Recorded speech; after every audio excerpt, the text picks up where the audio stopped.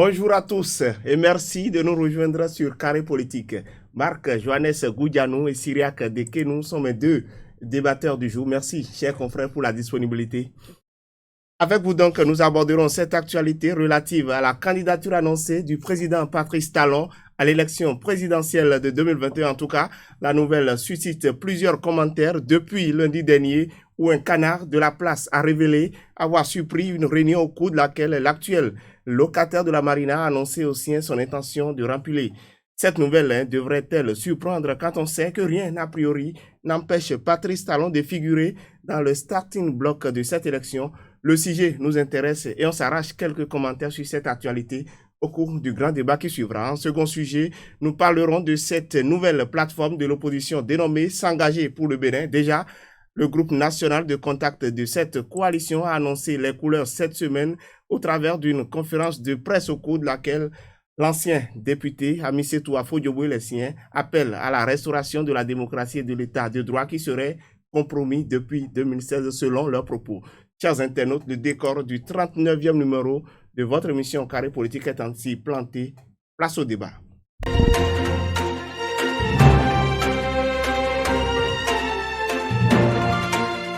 Alors, bonjour, chers confrères. Bonjour, mesdames et messieurs internautes. La forme ce matin, j'espère. Oui, super, grâce à Dieu. Nous sommes très heureux d'être ici avec vous et de partager notre vie avec les téléspectateurs. C'est aussi un plaisir de vous recevoir par ici. Eh bien, vous connaissez déjà le principe de l'émission. Il n'a pas changé. Vous allez porter donc vos notes sur cette première actualité relative à l'annonce de la candidature de Patrice Talon. C'est vrai que l'information n'est pas officielle, mais nos confrères d'un canal de la place ont annoncé la nouvelle depuis lundi dernier. C'est fait, ça fait beaucoup de bruit dans le pays. Marc Johannes Goudianou, quelle est la note que vous portez sur cette actualité? 5 pour Marc Johannes Goudianou et 7 sur 10 pour Alfred Dekenou. Alfred Dekenou, vous allez justifier justement à cette note-là et dire si cette nouvelle vous a surpris. Il n'y a pas de surprise en ce qui concerne la candidature probable du président Patrice Talon à un second mandat, parce que de toutes les façons, la Constitution l'y autorise et il n'y a pas de quoi le chef de l'État pourrait ne pas se présenter. La seconde raison, et surtout c'est celle-là qui justifie ma note, la note 7, c'est le fait que si cette candidature venait à être annoncée de façon véritablement officielle, j'avoue que cela ouvrira le débat politique et cela permettra aux autres acteurs politiques de l'opposition qui veulent candidater à la prochaine élection présidentielle de pouvoir se mettre dans la danse pour aller de l'avant. Donc, tant que le président Patrice Talon ne dira pas de façon officielle qu'il est candidat ou pas, vous allez remarquer que la fièvre électorale ne sera pas encore au rendez-vous. Donc, tout le monde l'attend, que ce soit du côté de la mouvance ou du côté de l'opposition. On attend qu'il informe de façon formelle et officielle son souhait de briguer un second mandat. Autrement dit, on attend le top Marc Johannes Goudianou. C'est vrai, vous avez certainement suivi cette actualité, mais pour celui qui se lit entre les lignes, pour l'observateur averti de l'actualité sociopolitique nationale, est-ce que cette annonce devrait surprendre? Non, du tout pas.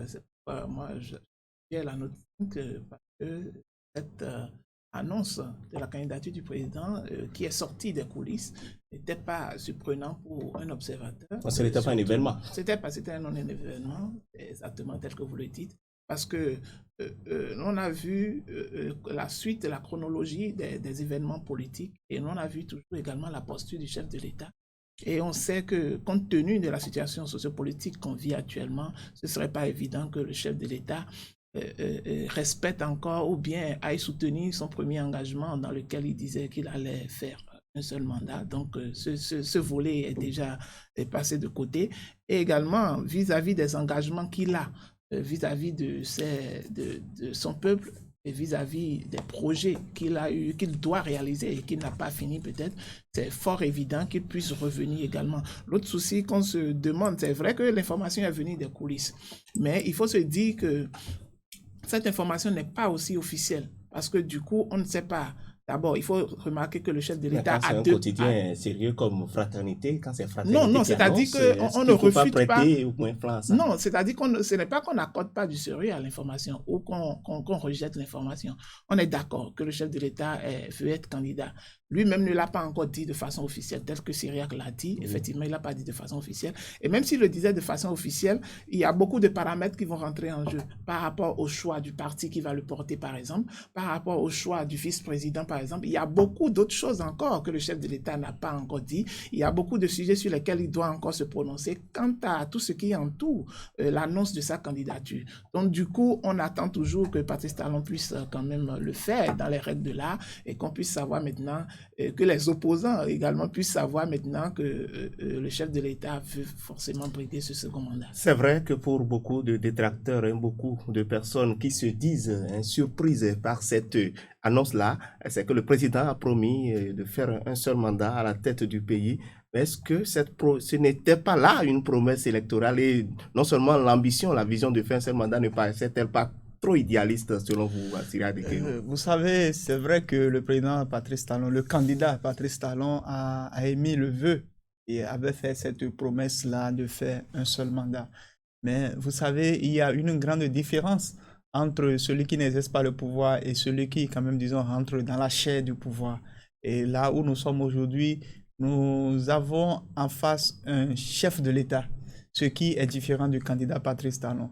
Vous savez, de loin, on pourrait penser que l'exercice du pouvoir d'État est un exercice peut-être aussi facile ou bien un exercice que l'on pourrait comparer à la gestion d'une entreprise, mais vous savez, c'est deux mondes véritablement différents.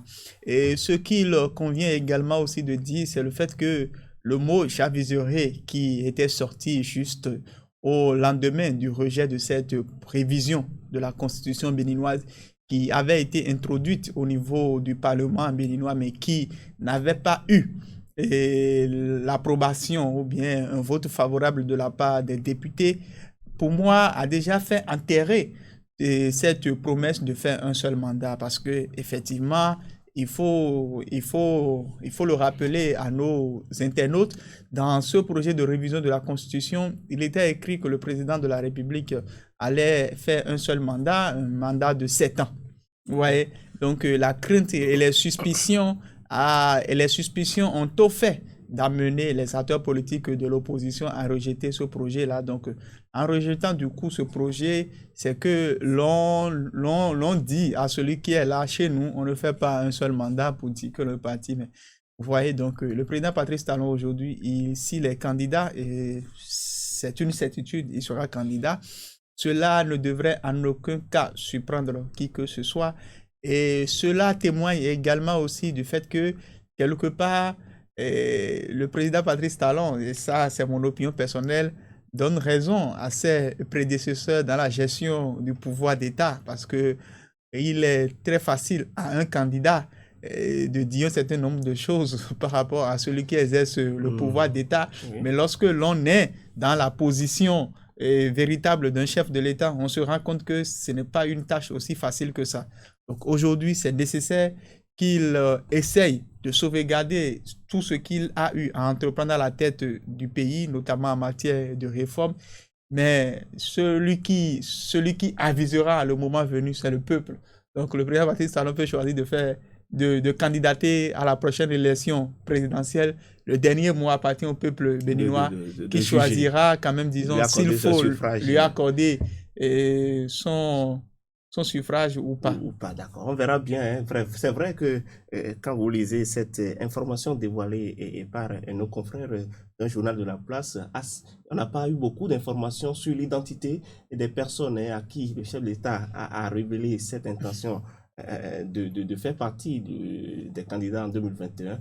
Mais aujourd'hui, si la nouvelle arrivait à se confirmer, est-ce qu'on est en droit de traiter Patrice Talon d'avoir trahi sa parole? On peut l'accuser du non-respect de paroles données, de promesses faites? Bon, de toute façon, oui, on peut l'accuser. On peut l'accuser parce que du moment où, lorsque vous voulez exercer le pouvoir d'État, vous ne l'avez jamais fait. Bon. Alors, personne ne vous obligeait à vous précipiter pour pouvoir déclarer, au vu et au su de tout le monde, de faire un mandat unique. parce que vous n'avez pas les bâtons derrière, personne ne veut rien vous dire. C'est vous-même qui avez pris cette décision. Et lorsque vous prenez cette décision, soyez au moins responsable des décisions que vous prenez. Mais à un moment donné, on a vu que avec le rejet du vote de la Constitution, en temps, le chef de l'État avait dit que j'aviserai. Ça veut dire qu'il est revenu un peu sur sa parole donnée. Alors, ce qui fait généralement la beauté ou qui fait la personnalité d'un homme, c'est son engagement à respecter la parole donnée. Et on sait qu'en politique, très peu d'hommes arrivent quand même à le faire. Et pour quelqu'un qui est avisé, on s'attendait déjà à ce que le chef de l'État puisse changer. Parce que quand vous êtes à la touche, vous êtes meilleur spectateur. Oui. Mais quand vous rentrez sur le terrain, la réalité est tout autre, vous savez. Donc, du coup, quand le chef de l'État est rentré dans la réalité du sujet, quand il est rentré dans les coulisses du pouvoir d'État, il a vu qu'en réalité, les choses ne se passent pas comme il a toujours fait. Lui, en tant que faiseur de roi, le voilà maintenant roi. Mais il se rend compte des réalités. Vous semblez l'accuser, la promesse de faire un mandat unique à la tête du pays a été faite aux populations au cours de la campagne électorale. Exactement. Et vous savez que les promesses électorales n'engagent que ceux qui y Exactement. croient. Le chef de l'État même l'a dit. Je n'en disconviens pas. Les promesses n'engagent que ceux qui y croient, effectivement. Mais lorsque je quitte le plan politique, par exemple, et que je viens à vous et moi, par exemple, et lorsque, entre nous, par exemple, vous faites un certain engagement, et que demain, vous revenez sur votre parole, acceptez que je ne vous fasse plus confiance, vous êtes d'accord. Donc, c'est de là, nous ne sommes pas en politique. Exactement. Maintenant, lorsque nous revenons en politique, c'est par rapport à ces électeurs qu'il avait dit qu'il allait faire le mandat unique. Ces mêmes électeurs sont là. Ils sont là à le soutenir également dans son mandat qu'il est en train de finir aujourd'hui. Alors, il faut qu'il aille alors vers ces électeurs pour leur demander, pour leur expliquer, en temps, je vous avais dit que je ferais un mandat unique. Aujourd'hui, maintenant, je suis face à certaines réalités qui ne me permettent plus peut-être de pouvoir faire le mandat unique. Est-ce que vous acceptez quand même que je puisse faire le second mandat ou bien je veux respecter ma décision? De se présenter, est-ce que Patrice Talon n'est pas dans une certaine mesure aussi en train de répondre à l'appel du peuple? En tout cas, le débat reste ouvert.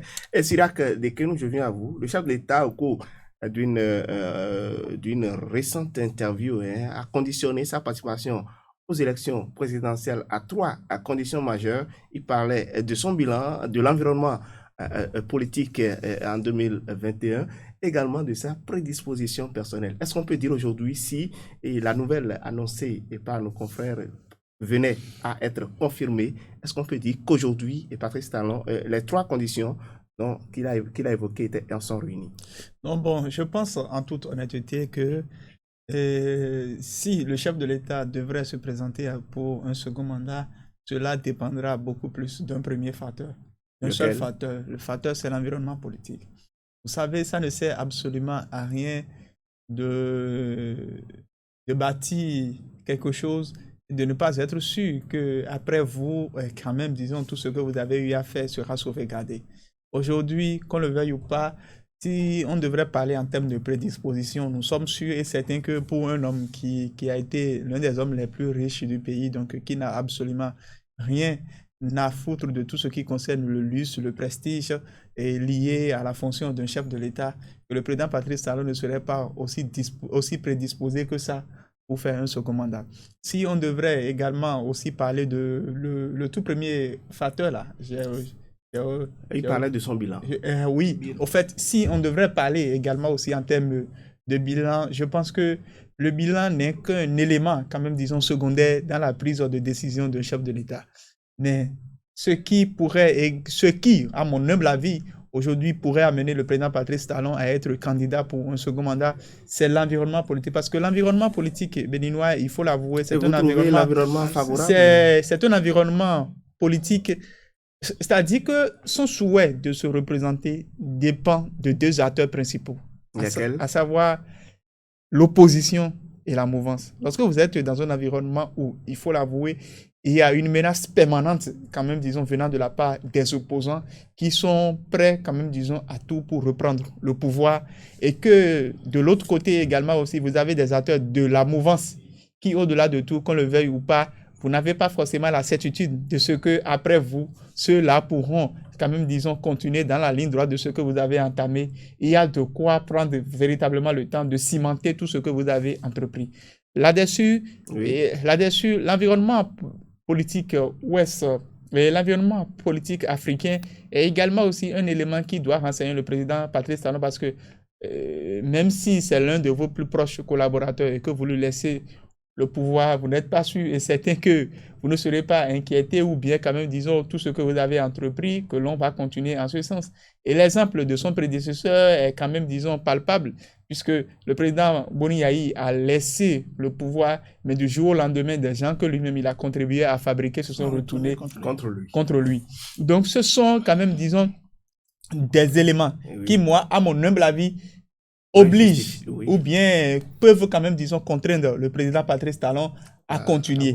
Et j'aimerais rebondir quand même, disons, sur la réponse, donnée par mon confrère et pour dire ceci. Vous savez, qu'on le veuille ou pas, rien n'empêche le président Patrice Talon de faire un second mandat. Mais vous savez, entre je veux faire un second mandat et j'ai obtenu un second mandat, il y a quand même, disons, une grande distance. Donc, que le président Patrice Talon obtienne un second mandat ou pas, cela dépendra du peuple. C'est-à-dire quoi? Si le peuple béninois décide de lui faire appliquer sa promesse de faire un seul mandat, alors, qu'on le veuille ou pas, il fera un seul mandat. Alors, de toute façon, le peuple avisera également aussi. Le peuple qui attend effectivement que cette annonce-là soit véritablement officielle, on espère que ce sera fait d'ici à là. Patrice Talon qui dit qu'il sait déjà la conduite qu'il va tenir, qu'il annoncera. Vous avez un mot à ajouter très rapidement? Oui, je voulais ajouter quelques mots par rapport à l'environnement politique. Il quand même déterminera si le chef de l'État va pouvoir quand même briguer un second mandat. Puisque tel que Cyriaque l'a dit, c'est vraiment très déterminant, dans la mesure où nous vivons dans un environnement politique qui n'arrange pas du tout le chef de l'État, d'accord, où il y a beaucoup de tensions, d'accord. Alors, dans un environnement politique pareil, où les opposants sont en train de vouloir à ce que le chef de l'État quitte le pouvoir, est-ce que le chef de l'État a vraiment sécurisé son départ pour que quand même, en partant, qu'il puisse partir quand même la tête tranquille? Effectivement, c'est là ce qui situe aussi l'inquiétude du chef de l'État. On voulait vous dire que le rapport de force politique, le rapport de force sur le terrain n'est pas favorable à l'actuel chef d'État, c'est ça? Exactement. Parce qu'actuellement, il faut dire que depuis l'arrivée de Patrice Talon, il s'est installé un climat de méfiance, d'accord, entre tous les acteurs politiques, c'est-à-dire ceux de la majorité présidentielle et ceux de l'opposition. Alors, il s'est fait qu'en même temps qu'aujourd'hui, il y a eu des lois qui ont été votées, il y a eu plusieurs décisions qui ont suivi et qui se sont déroulées au vu et au su de tout le monde, qui défavorisaient beaucoup plus la classe opposante. Alors aujourd'hui, cette classe se sent mise à l'écart du jeu politique. Donc du coup, ils veulent quand même, on sent déjà en cette classe politique une capacité ou une envie de vengeance, d'accord, vis-à-vis de l'homme d'État, parce qu'il n'a pas répondu à leurs aspirations, on les a écartés à des moments donnés dans plusieurs autres situations. Donc du coup, effectivement, ce qui fait que l'environnement n'est pas du tout favorable pour lui, à ce qu'ils disent, je ferai mon seul mandat, je partis, à moins que peut-être le peuple l'oblige à travers les élections. Enfin, dans tous les cas, c'est les élections qui constituent le baromètre d'évaluation de la popularité ou bien de l'ancrage vraiment d'un chef d'État ou pas. On en est encore loin. Dans tous les cas, l'autre question qui suscite également beaucoup d'intérêt, qui attise les curiosités sur cette candidature-là, c'est la question de la vice-présidence. Vous savez désormais, avec le code électoral, c'est un duo présidentiel qui sera présenté au choix à des électeurs en 2021. Et qui trouvez-vous comme vice-président colistier de l'actuel chef d'État? Si d'aventure, c'est la nouvelle de sa représentation pour un second mandat se confirmait.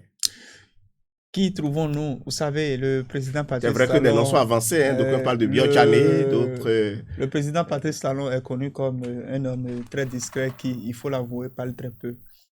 Dans un environnement pareil, c'est normal et c'est tout à fait stratégique que si le président a pris la décision de se représenter pour un second mandat, qu'il se donne quand même, disons, le temps suffisant pour pouvoir analyser qui pourrait être son colistier. et en la matière, agir avec une certaine précipitation pourrait lui faire perdre des plumes dans son propre camp. Nous savons très bien comment est-ce qu'à la hâte, le choix de Lionel Zinsou avait été opéré en 2015 et du jour au lendemain a fait capoter cette ambition, cette mouvance solide qui entourait Boni Yayi. Donc il faut être très stratégique. Donc aujourd'hui, qu'on le veuille ou pas, il faut être très stratégique. Mais c'est vrai que je me dis ceci, que Abdoulaye Biotchane fait partie quand même, disons, de ces acteurs politiques qui, au regard de sa fidélité au chef... Donc pour vous, c'est Abdoulaye Biotchane? Non, en fait, c'est que je suis en train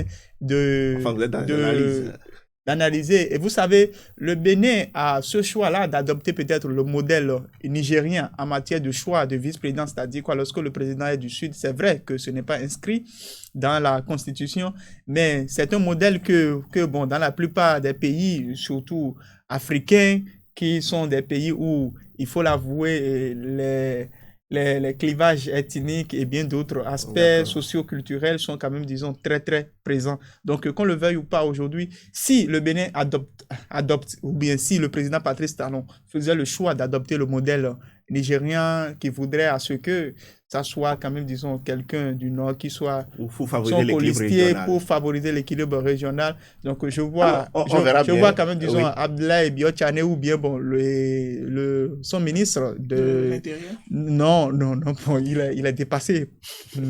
Pas l'âge, je crois. Je crois. Enfin, mais bon, dans tous les cas, s'il n'est pas dépassé par l'âge, bon, en fait, on voit quand même, disons, Sakalafia en première position. Donc, Sakalafia, Abdoulaye Biotchane et le ministre de la décentralisation, Alassane Seydou également. Seydou qui a raté de peu le poste de président de l'Assemblée nationale. Alors, dans tous les cas, on verra sur la question rapidement. On parle d'Olivier Boko, Biotchane, Sakalafia, Robia Wadaï. Je crois que cette guerre, ce serait une guerre à l'interne. Le chef de l'État pourra quand même gérer Bon, il avisera sur la question. Exactement. Il aura le libre choix de faire ce qu'il veut parce que ce sont des hommes qui travaillent avec lui, qu'il connaît beaucoup plus.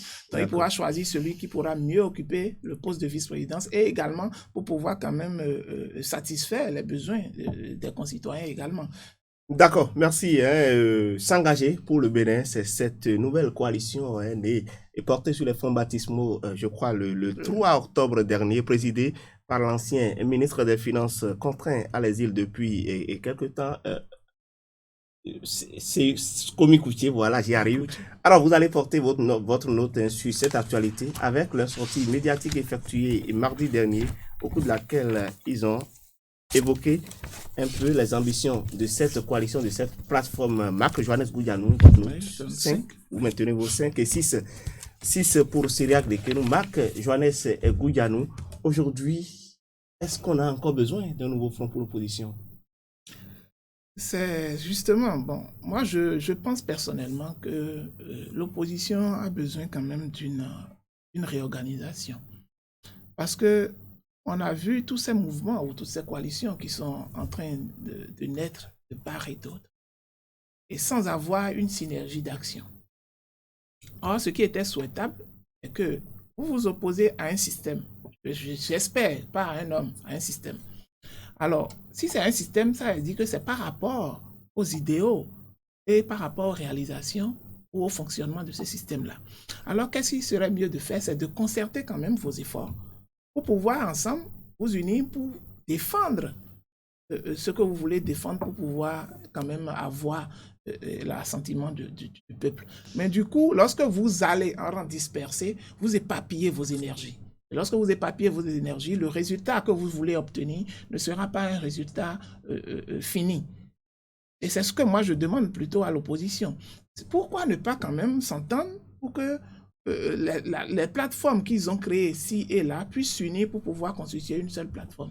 Au lieu que, bon, pour les démocrates, on sait que c'est un parti politique. Pour les plateformes, on sait que ce n'est pas des partis politiques.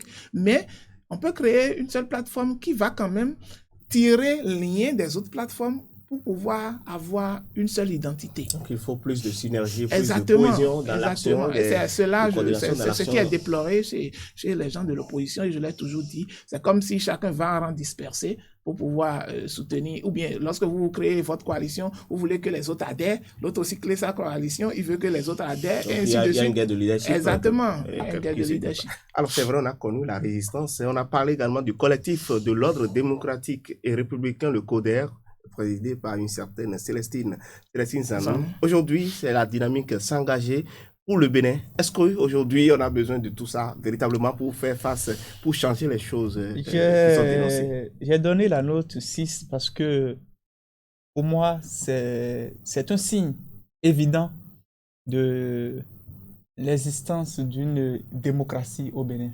Cette démocratie qui accorde plein droit, quand même disons, à des gens qui ont des opinions défavorables au pouvoir en place de se réunir au point de mettre sur pied une organisation.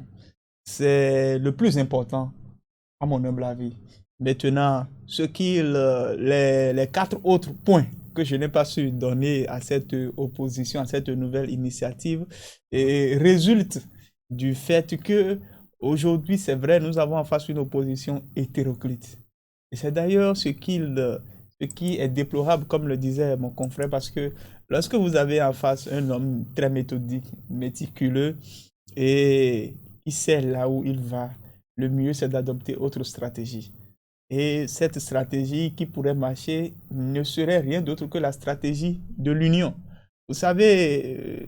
Donc pour vous, le message, les idéaux portés par cette coalition ne vont pas porter, c'est ça? Vous savez, nous sommes dans un pays où, il faut l'avouer, pendant près de 30 ans, les acteurs politiques ont été habitués à être chacun président. C'est-à-dire quoi? Je crée ma formation politique dans ma zone. Ça peut être un mouvement régional, un mouvement ethnique, un mouvement de quartier, mais chacun quand même, disons, veut être au devant de la scène pour s'auto-proclamer président de telle organisation ou de telle autre chose.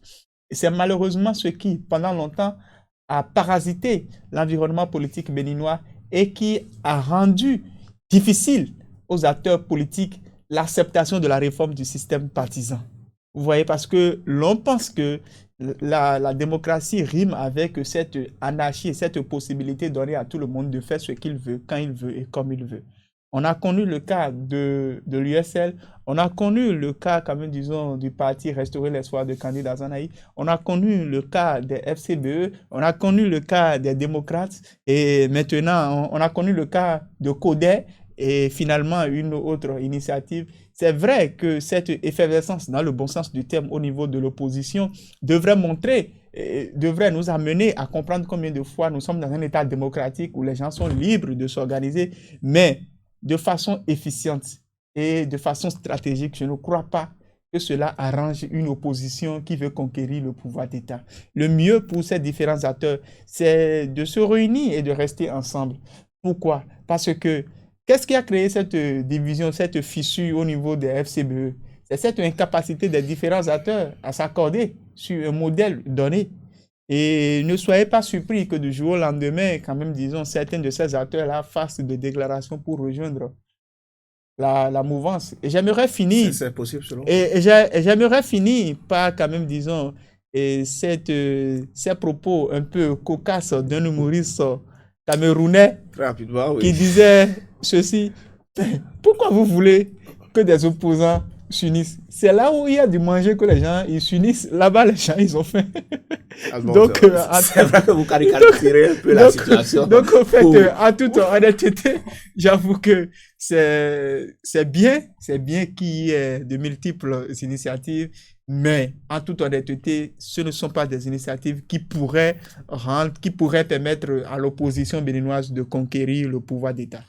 Alors, c'est vrai, vous avez certainement suivi cette conférence de presse animée par le groupe national de contact de cette dynamique, de cette coalition-là, présidée par l'ancienne députée Amisetou Afo-Diogo, avec à ses côtés un certain Joseph Tameyon, qui ont été particulièrement amers vis-à-vis de l'actuel régime. Ils ont peint totalement en noir le bilan du régime. Est-ce que selon vous, les messages sont diffusés là vont porter? On parle de restauration de la démocratie, on parle de menaces sur la liberté au Bénin. Quelque part, est-ce que ce qu'ils sont en train de défendre n'est pas justifié? Oui, il faut remarquer que d'une façon ou d'une autre, ce qu'ils ont déclaré au cours de cette conférence de presse est justifiée parce que les points sur lesquels ils ont débattu, c'était des points très importants. Ils ont parlé du système de parrainage, par exemple. Ils ont parlé de la vice-présidence, par exemple. Ils ont parlé de la répartition au niveau, lorsqu'on devait avoir un certain nombre de candidats, par exemple, c'est-à-dire le nombre des députés avec le nombre des maires au niveau du parrainage ne permet même pas, par exemple, d'avoir un certain nombre de députés. Lorsqu'on doit répartir les 16 parrainages par le président et par le vice-président, c'est que finalement, on aura un nombre restreint de candidats. Et puis, au niveau du parrainage, ce qui sont est-ce que ce n'était pas l'objectif de la réforme du système partisan? Oui, l'objectif de la réforme du système partisan, au fait, c'est de réduire également, effectivement, le nombre de partis politiques, mais au niveau des candidats à la présidentielle, ce n'était pas le rôle du système partisan. Le système partisan n'est pas beaucoup plus resté à ce niveau-là, mais le système partisan veut limiter le nombre de partis. On pourrait avoir un certain nombre de candidats, pour les présidentielles, si tel que le système de parrainage n'était pas venu, par exemple, pouvoir limiter. Et le système de parrainage est venu carrément limiter le nombre de candidats qu'il faut à la présidentielle. Et il faut quand même que le chef de l'État puisse laisser le jeu un peu ouvert pour pouvoir permettre quand même aux autres candidats de pouvoir se positionner. Et c'est ce que réclame également la plateforme. La plateforme qui réclame également qu'on revienne à l'ordre constitutionnel, à la Constitution de 1990, qu'on ouvre la compétition électorale. Est-ce que vous pensez aujourd'hui qu'on est en mesure aujourd'hui de revenir en arrière? Je pense en toute honnêteté que l'opposition béninoise court le risque de ne pas s'apprêter fondamentalement pour affronter la plus grande échéance électorale qui vient bientôt.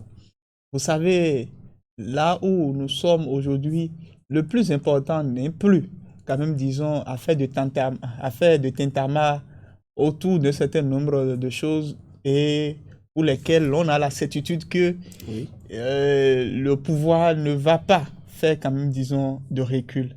Parce que c'est un projet porté par le candidat Patrice Talon bien avant d'accéder au pouvoir. Il l'a implémenté.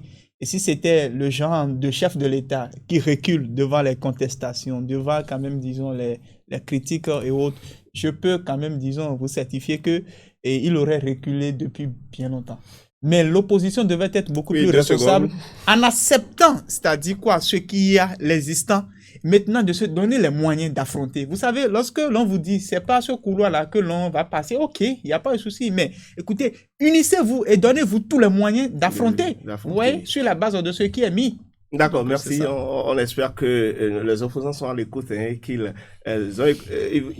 ont écouté vos conseils ici. Merci. On avait parlé au cours de ce 39e numéro de Carré Politique de la candidature annoncée de Patrice Talon, également de cette coalition, la dernière née des coalitions de l'opposition au Bénin, s'engager pour le Bénin. Quelle crédibilité pour cette nouvelle dynamique de l'opposition? C'était les deux sujets au menu de ce numéro de Carré Politique. Toute l'équipe de réalisation vous remercie de l'avoir suivi. Retrouvez-nous la semaine prochaine pour un autre plateau. D'ici à là, passez un excellent week-end.